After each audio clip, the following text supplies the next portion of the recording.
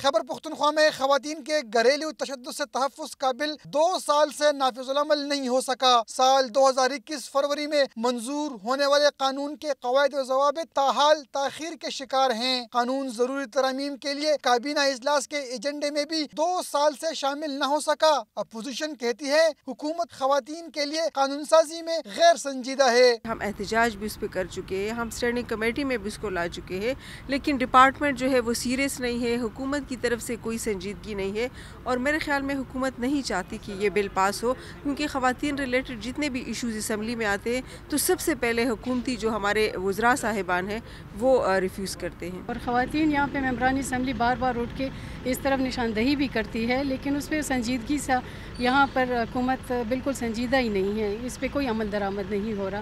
تحریک انصاف کے خواتین ارکان سے بل پر موقف لیا تو وہ قانون کے نفاذ میں صوبائی بیوروکریسی کو رکاوٹ سمجھ رہی ہیں۔ صحیح اپنا سٹیٹمنٹ نہیں دے رہی، کبھی ایک سٹیٹمنٹ آتا ہے کہ یہ بل فلاں ڈپارٹمنٹ میں پڑا ہے، کبھی کہتے ہیں کہ یہ فلاں پہ پڑا ہے، کبھی کہتے ہیں یہ کیبنٹ کے سامنے پیش ہونے لگا ہے، اور اس ہونے لگا پہ ہمیں بیوروکریسی جو ہے وہ کتنے سال انہوں نے بھی اس چیز پہ رکھا ہے، تقریباً 1 سال تو اس چیز کو بھی ہو گیا ہے۔ خواتین کے گھریلو تحفظ بل کے تحت تاحال ضلعی سطح پر وقار نسواں کمیٹیاں نہیں قائم کی جا سکیں۔ حکومتی خواتین ممبران نے قانون کی عملداری میں حائل رکاوٹیں دور کرنے کے لیے چیف سیکریٹری خیبر پختونخوا کو بھی خط لکھا ہے۔ کیمرہ مین اسفندر انجم کے ساتھ عارف حیات، ڈان نیوز، پشاور۔